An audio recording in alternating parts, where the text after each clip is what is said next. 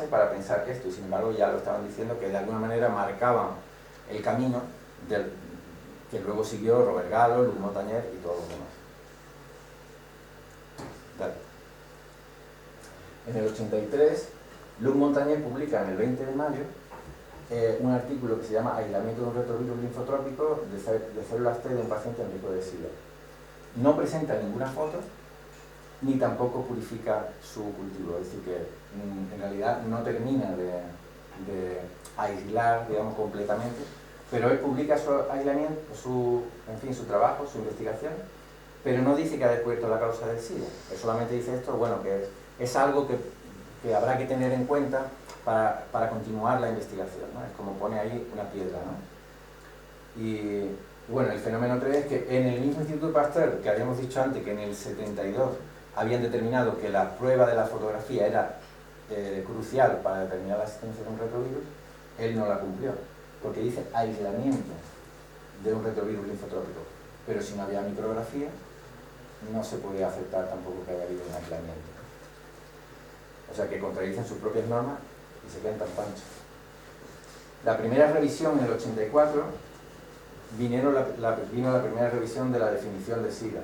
Se añade cualquier linfoma cerebral. Aparte de todas las enfermedades que se sabía, cualquier linfoma cerebral era considerado también caso de SIDA.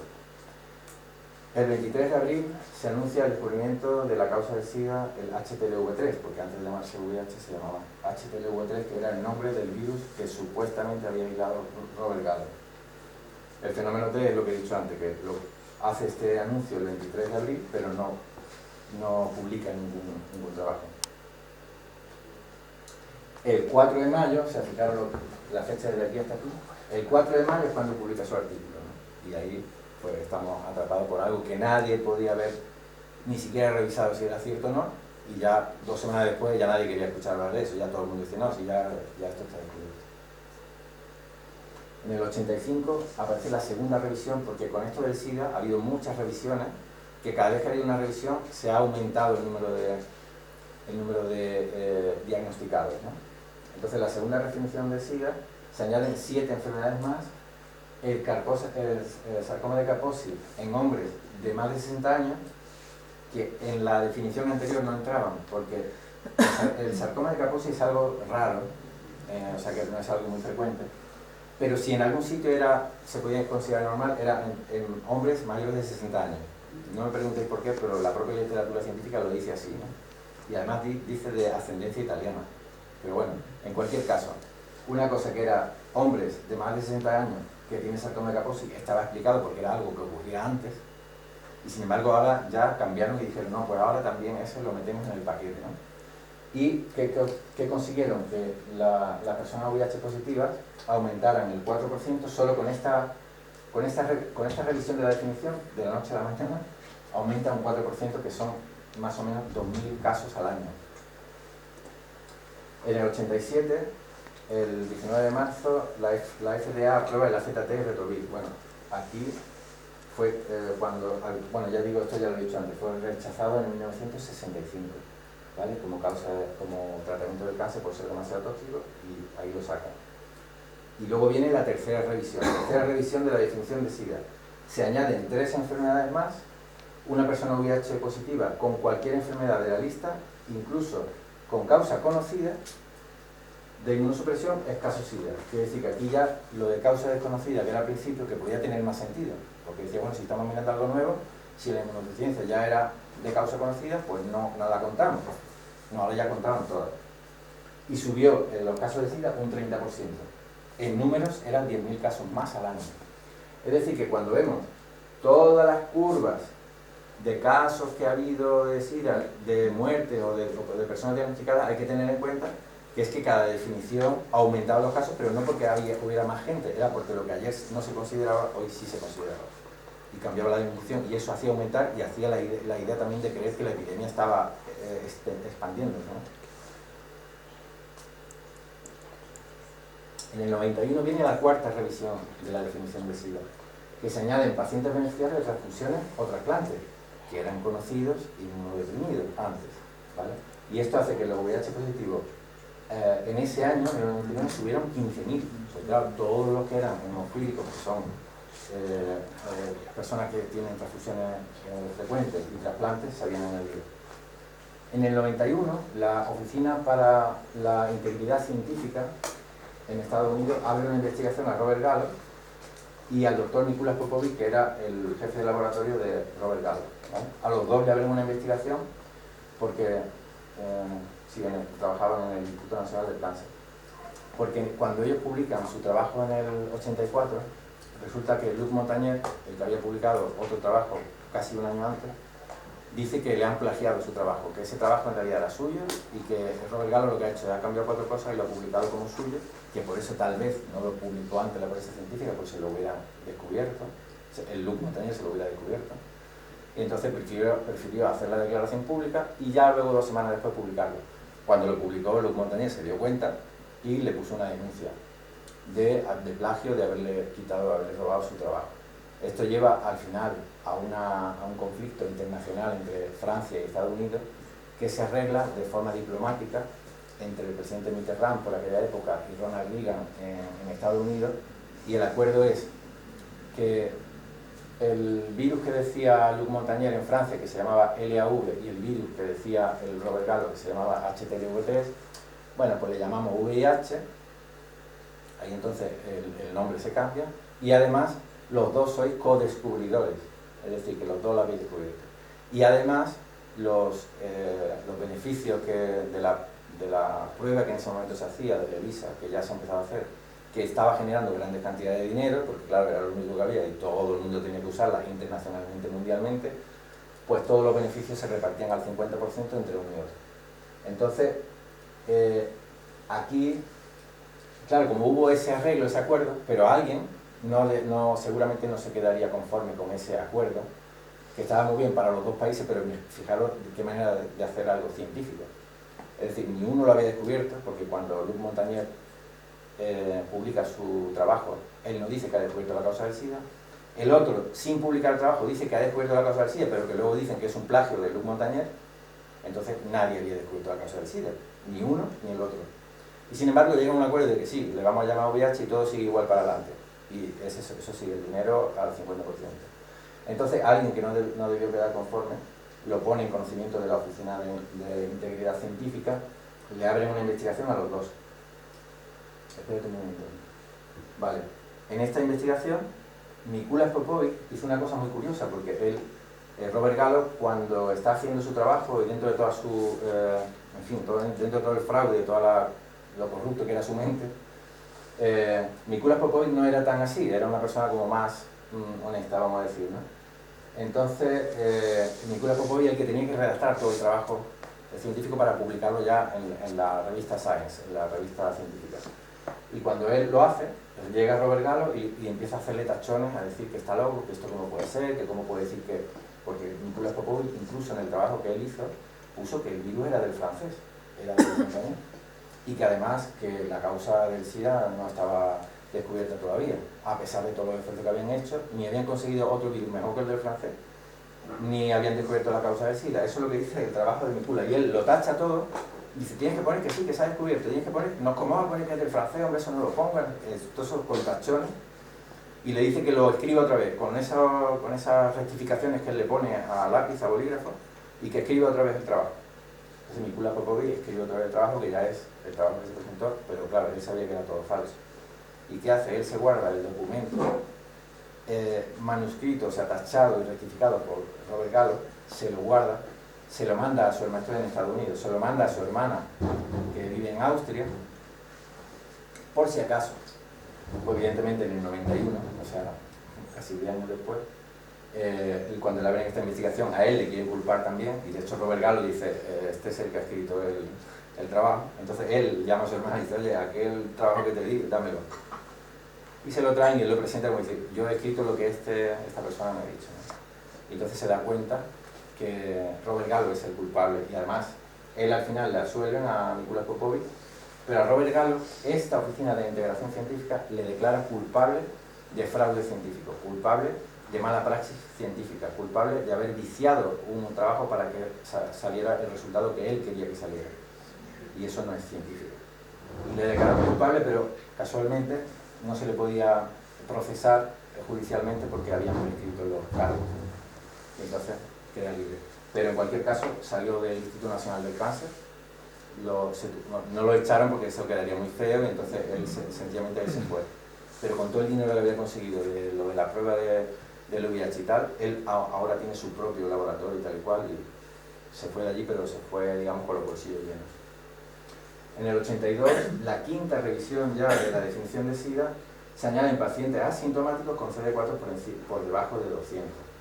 Esto era el gran salto de los números en el número de diagnosticados. Claro, de la noche a la mañana el 50% de personas empezaron o sea, se doblaron el número de personas diagnosticadas. Y añaden también la tuberculosis pulmonar y el cáncer cervical invasivo, o sea, cuello de útero, que en realidad no es una enfermedad del aparato inmunitario, pero le hacían un favor muy bueno, que era las mujeres que nunca formaban parte de las estadísticas, de repente con esta patología que es exclusiva de las mujeres, pues el número de mujeres aumentaron bastante.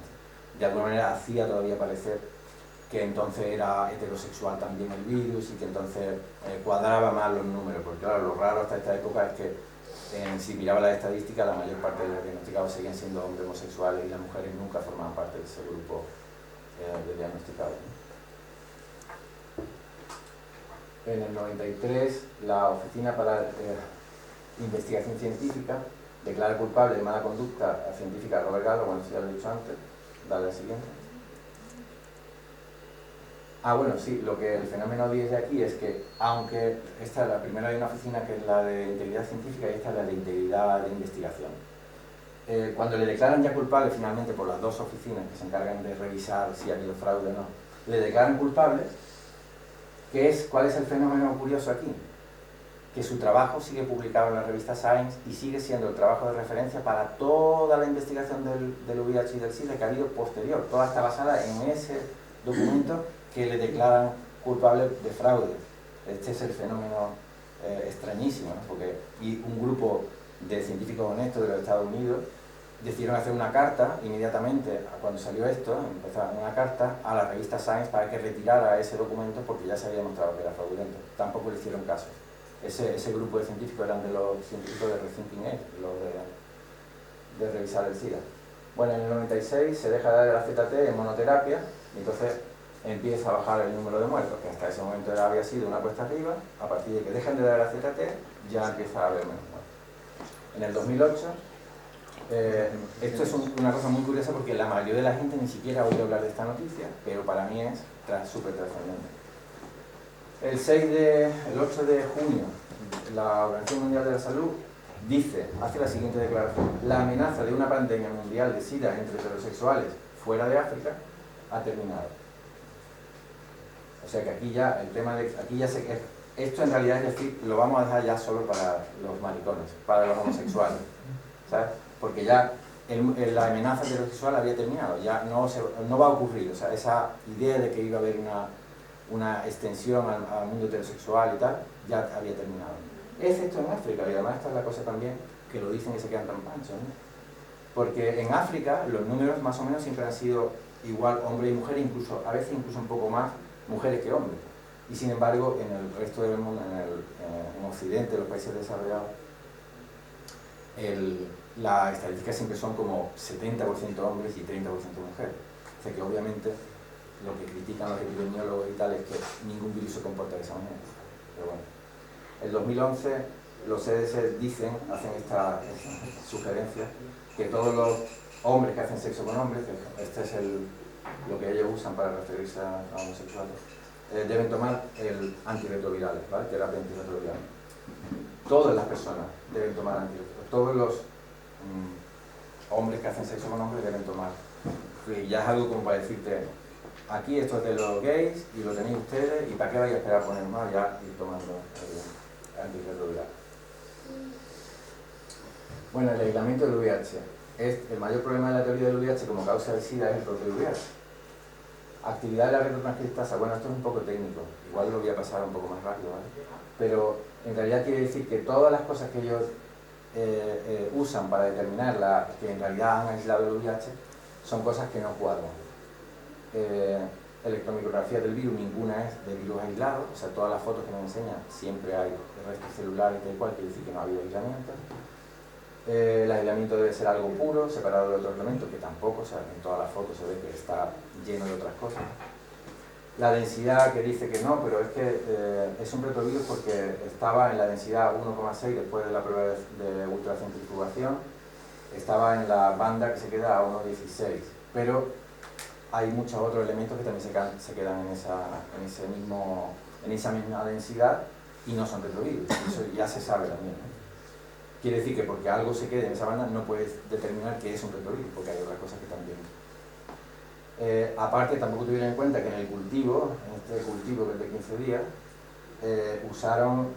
las células de cultivo que usaron eran también de placenta y de cordones umbilicales que están llenos de retrovirus endógenos. Es decir, que podía a lo mejor incluso haber retrovirus, pero has olvidado que las células que tú has usado para el cultivo están llenas de retrovirus endógenos, que significa que son retrovirus que están de manera presente en nuestro organismo de manera natural, porque nosotros todos tenemos retrovirus dentro, ¿no? Y además endógeno quiere decir, bueno, casi es un abuso del lenguaje, pero bueno, es un término que se llama, ya está, retrovirus endógeno.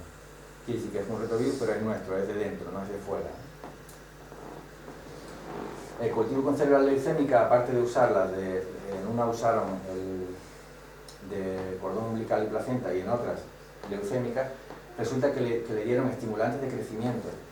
Y el propio Robert Gallo, este criminal delincuente, en el 73 él mismo publica un trabajo en el que él dice que las células leucémicas, que son células que se usan normalmente en los cultivos en general en laboratorio, y que se usan estimulantes de crecimiento, porque claro, si están ahí como células viviendo fuera de un organismo, entonces se mueren. Entonces lo que hacen es darle estimulantes de crecimiento para que estén ahí y mantenerlas. El propio estimulante de crecimiento a la célula hace que la célula se estrese y como resultado la célula produce retrotranscripción, es decir, que produce la enzima retrotranscriptasa, que era la que ellos decían que la actividad de la retrotranscriptasa ya de por sí como se probaba que se trataba de un virus, o sea, de un retrovirus. Y aquí dice que, y el mismo Robert Gallo dice que no, que la retrotranscripción ocurre en cualquier célula fuera del cuerpo humano, ya puede ocurrir, pero además si le das estimulante de crecimiento, más todavía. Las pruebas de diagnóstico y la vacuna, quimera e ilusión. Bueno, esto que con todo este planteamiento que hacen ellos, las pruebas de diagnóstico no son fiables hasta que no haya un aislamiento del VIH, si es que lo hay algún día, pero en estos términos no puede hablarse de pruebas de diagnóstico porque no son fiables. Y vacuna tampoco puede haber. Ellos en la declaración del 84 que hicieron de que se había descubierto la causa del SIDA, que era el VIH, dijeron que en el plazo de un año más o menos ya iba a haber una vacuna lista, ¿no? Del 84, en general todo el tiempo que ha pasado no ha habido nada. Pero es que no puede haberlo, porque por la misma lógica en la que funcionan las vacunas, es que yo te inoculo algo, te produce los anticuerpos y entonces ya estás inmunizado. Quiere decir que ya tienes tu defensa, ¿no? Sin embargo, en el caso del VIH, le da la vuelta a todo eso que era hasta ese momento así, en todas las enfermedades infecciosas, y sin embargo viene a otra nueva era de enfermedades infecciosas, en la que tener anticuerpos significa estar infectado y un pronóstico fatal, un pronóstico de que vas a morir. Entonces,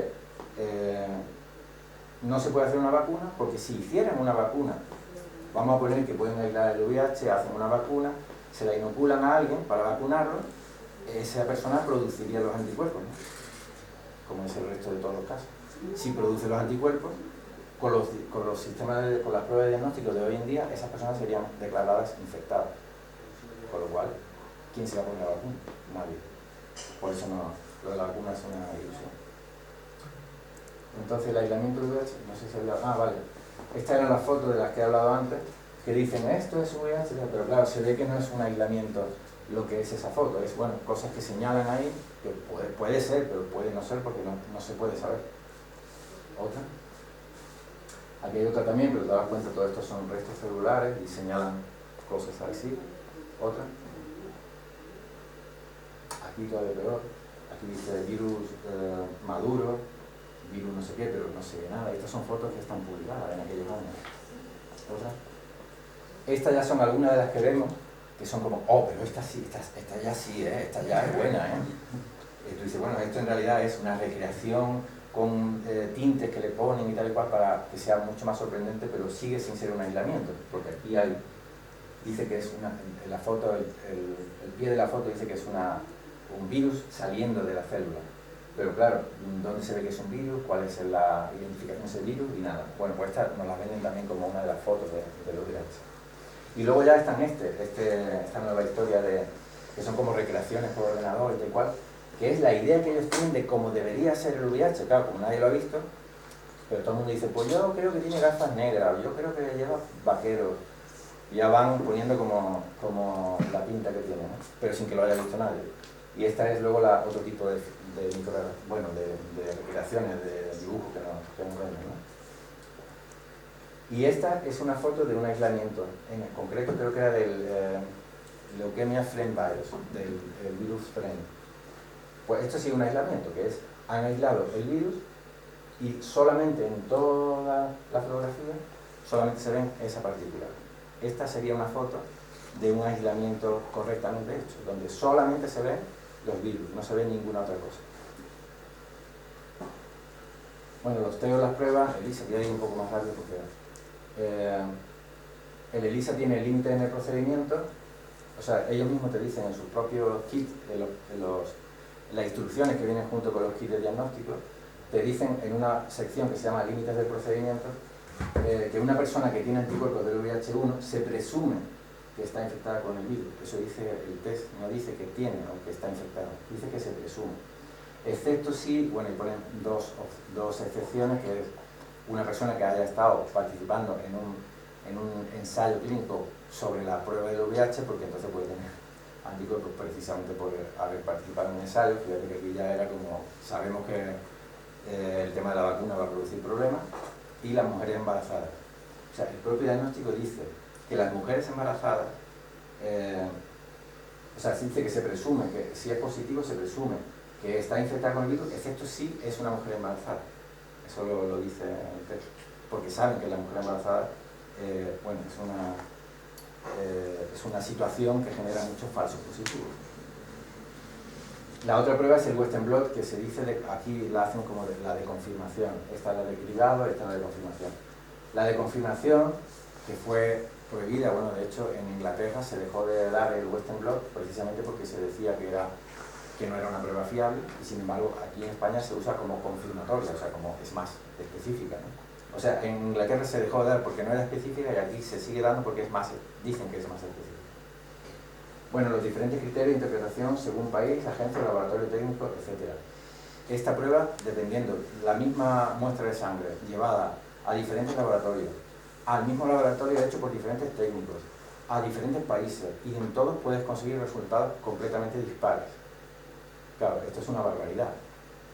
Y generalmente la ciencia oficial y los protocolos médicos dicen que una vez que das positivo al Western blot, o sea, ningún médico debe hacer otra prueba a una persona que ya haya dado un positivo al Western blot. Eso dice el protocolo. ¿Por qué? Porque saben que puede dar negativo, indeterminado, y no sé qué, y no sé cuánto. Entonces, ellos conocen que es bastante poco fiable, ¿no? Y luego la carga viral, que es la otra. Estas son como para diagnóstico, y cuando ya te han diagnosticado, esta es para evaluar, para lo que dice la carga viral, según ellos dicen que es para ver cómo está avanzando el virus, está avanzando mucho, ¿no? Si se está replicando mucho, ¿no? Y tal, ¿no? Cómo está avanzando la infección. Entonces, dice los propios fabricantes de esta prueba que no está destinado para confirmar la presencia de VIH-1. Lo que cuantifica no son partículas virales. Claro, se está usando como no ha habido un correcto aislamiento del VIH, lo que cuentan con esta, que se supone que la carga viral es contar el número de partículas virales que hay por mililitro de sangre. Es decir, te vamos a decir en números, bueno, ahora decía, te va a hacer una idea más o menos, te vamos a decir en números concretos cuántos virus tienes por mililitro de sangre, ¿no? Y entonces te hacen la carga viral. Pero ¿qué pasa? Si tenemos problemas con el aislamiento, ¿qué es lo que están contando aquí? Pues lo que dice el propio inventor de la técnica de la PCR, que es una técnica que se usa para la prueba de la carga viral, dice que lo que están contando no son partículas virales, son restos de ARN tal cual que le suponen que son del VIH, pero otra vez volvemos a una suposición, no se puede demostrar. Por eso ocurre que la carga viral puede dar gente que sea VIH negativa, puede dar también carga viral, que es otra cosa que los protocolos prohíben. La carga viral solo se puede hacer si ya la persona tiene un positivo del Western blot. Si no tiene un positivo, nunca jamás hagan la carga viral. Este es el protocolo médico. ¿Por qué? Porque saben que si se lo hace a alguien que no es positivo y ahora dice que tiene miles de copias de qué? No. Si soy VIH negativo. Entonces, como esa contradicción es tan evidente, ellos dicen que no se pueden hacer. Bueno, hace 3 semanas me llamó una persona diciendo que estaba totalmente ofuscado y con una angustia que no vea, porque tenía una cosa que se llama pénfigo, que es una cosa de la piel, un trastorno en la piel, que te sale unas ronchas, luego unas ampollas que tienen un líquido, no sé qué, tal, y luego se te queda parte de la piel más clara y tal. Y bueno, no es una condición fatal ni nada, pero es muy incómodo, y además la persona lo tenía por los 2 brazos, además el líquido que luego salía no olía bien, en fin, y estaba preocupado porque llevaba muchos meses y los médicos le estaban dando vuelta y vuelta a ver qué tiene, cómo le tratamos, y finalmente me dice esta persona que la habían, digo, pero ¿te han hecho la prueba del VIH? Seguro que sí. Dice, sí, me la han hecho varias veces, pero había dado negativo. Había dado negativo varias veces, incluso la última prueba se la hizo hace un mes y le había vuelto a dar negativo. Y aún así, algún médico atrevido y en contra de lo que dicen sus propios protocolos, decide hacerle una carga viral. ¿Y qué pasa? Que la carga viral dice que tiene 100.000 copias de virus por mililitro de sangre. Y la persona ya entra en pánico, porque hasta ese momento había dado negativo en el VIH y aunque no supiera nada de la disidencia y nada, pero estaba tranquilo. Bueno, es una cosa de la piel, no tengo que preocuparme, por lo menos no me tengo que preocupar de una cosa como el VIH. Pero cuando le dijeron que tenían miles de copias por mililitro de sangre de carga en la sangre de VIH, ya el hombre entró en pánico. Y el propio médico dijo que enseguida, inmediatamente, que empezara a tomar los antirretrovirales. Claro, le estás dando ya antirretroviral a una persona que es VIH negativa, que además le ha hecho la carga viral, que no deberías habérsela hecho y tal. Bueno, todo ese lío, que en realidad es como una confusión enorme, viene porque en realidad lo que está contando la carga viral no son virus VIH ni nada, es restos de ARN, que los restos de ARN puede ser muy común, sobre todo en personas que pasan por diferentes trastornos, desde un resfriado hasta un embarazo, hasta cualquier cosa, el alcoholismo, el no sé qué, enfermedades hepáticas, infecciones varias, que te hayas puesto una vacuna reciente, 1000 cosas. Entonces, claro, pues va a producir un montón de confusión, porque por eso en realidad los protocolos dicen, no, nunca hagan la prueba de la carga viral a alguien que sea VIH negativo. Bueno, y la otra prueba que hacen es la de los CD4, que es, cuantifica una prueba para medir el número de CD4 que tienes en sangre. Pero hay que decir que los CD4 no solamente están en sangre, los CD4 están en todas las partes del organismo, pues están en la sangre, en la linfa, en el tejido, en el hueso, en la dermis, en un montón de cosas.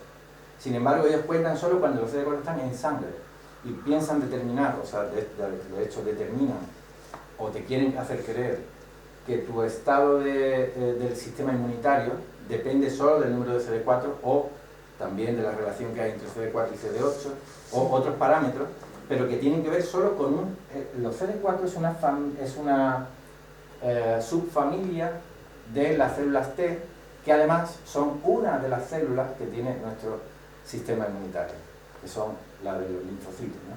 Pero luego hay otro montón de células diferentes a los linfocitos que también forman parte del sistema inmunitario y tal cual. Nuestro sistema inmunitario es enorme.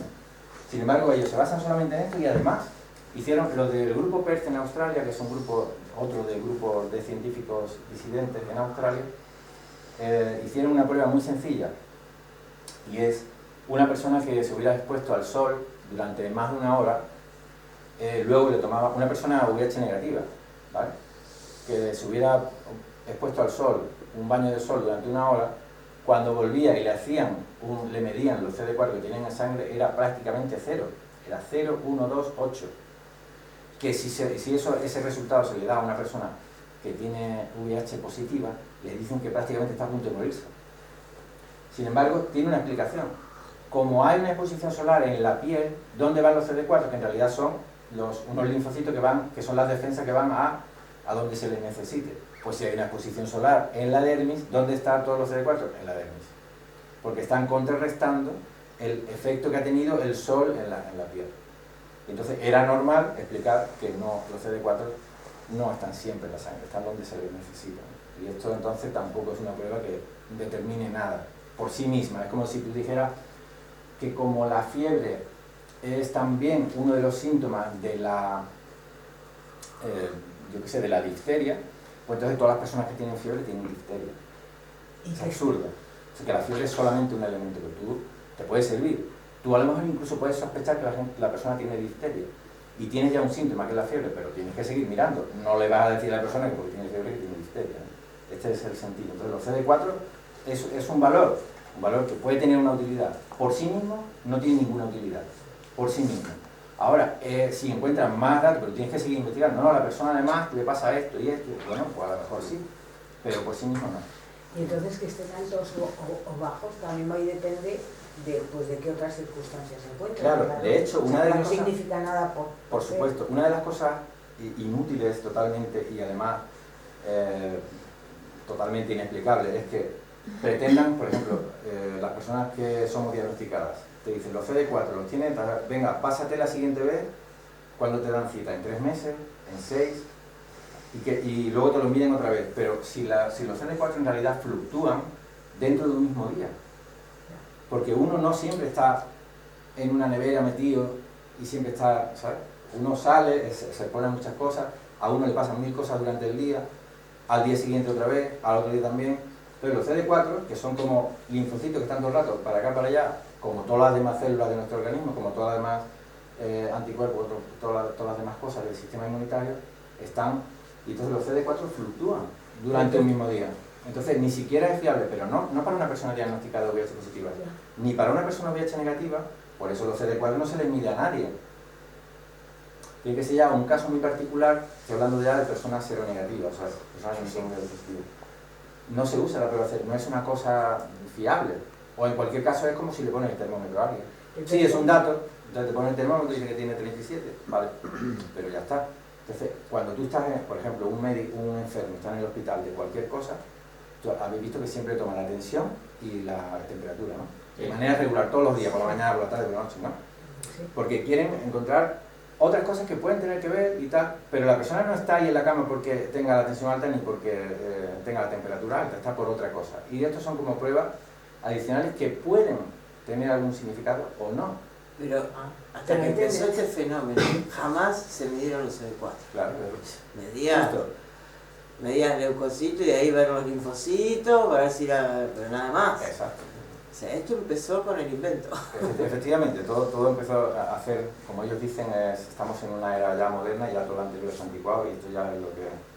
bueno, dentro de esa modernidad nos pueden entrar estas cosas. Pero una persona normal va al médico y no te hace cualquier o sea, enfermedad. Si los CD4, mucha gente me lo pregunta, si los CD4 fueran tan importantes y determinaran tanto el sistema inmunitario de las personas, ¿por qué solamente se le hace el VIH positivo? Por eso te digo, no sé así. A ver, pues eso estoy pues convencida, pero lo que te pregunto es por qué hay tendencias de que si te revisas cada tanto tiempo, igual que en la fiebre, tengo 38, bueno, pues ahora tengo 37, ahora, ¿sabes? Sí. Hay pues tendencia que los tengo aquí, o acá, o allá, Pero y hay como unas tendencias, o sea, y cada que 3 años, o cada 3 meses, o lo que sea. ¿Por qué esas tendencias? Claro, pero fíjate, mira... Porque sé que fluctúan y también el médico dice pues que no le importa. Pero fíjate tú, pues si tú misma me lo estás diciendo, tú misma te estás respondiendo. A ver, pues es... Mira tú la utilidad que puede tener medírtelo cada 3 meses si tú sabes que en un mismo día va a cambiar. O sea, si sube, baja, pues imagínate que tú a los 3 meses te ha dado alto, pero lo has tenido 2 meses y medio bajo. Y ahora porque ese día que te lo mides justo da alto. Y a los otros 2 meses sigue dando sí, pero el lo mismo resultado. La única manera de que tiene sentido lo que tú dices es si me lo hiciera cada cuarto de hora, y entonces puedo ver una tendencia real, porque las fluctuaciones las puedo seguir. Sí. Ahora, si me lo mido aquí, y luego me da igual toda la fluctuación que ha tenido, que ha podido estar muy alto, muy bajo, lo que sea igual, y lo mido a los 3 meses, ¿qué utilidad tiene? Porque le has podido pillar arriba, abajo, pero da igual, todo lo demás no lo has visto. ¿Me entiendes o no? Entonces, como fluctúa es algo que, y además si al final nos damos cuenta que son unas células que no determinan el estado del sistema inmunitario como ellos pretenden, pues tampoco hay que darle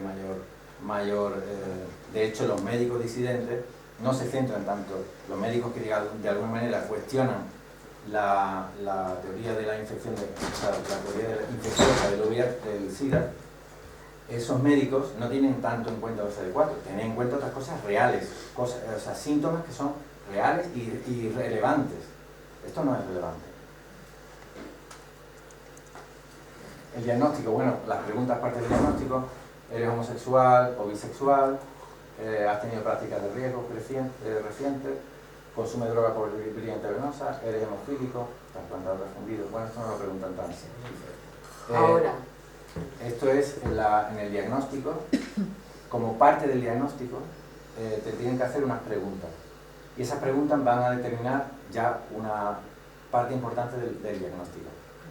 Entonces casi podemos decir que el 50% de la prueba del VIH es cómo respondas a estas preguntas. Si respondes sí a alguna de ellas, entonces ya tienes medio diagnóstico y ya el resultado de los test te va a completar el otro medio, ¿no? Y si respondes no, aunque te salga un poco positivo o positivo de igual, lo volverían a hacer o se lo pensarían o a lo mejor ni siquiera te dan el diagnóstico de infección por VIH, porque estás respondiendo que no. Esto en realidad lo que va a determinar con esta pregunta es el grupo de riesgo, el grupo que hemos determinado nosotros que es de riesgo. Entonces, si no eres del grupo de riesgo, pues ya está. Y en el diagnóstico en África, que eso también para que veamos cuando inflan los números en África, además de todo lo que habíamos dicho antes de cómo hacen las estimaciones por números, también está la declaración Bangi, que en el 85 sacaron que, bueno, en África se diagnostica con un método que es por síntomas clínicos, que tiene que ver con una suma de síntomas para determinar si una persona es VIH positiva o caso SIDA o no. El impacto del diagnóstico en el propio sistema inmunitario.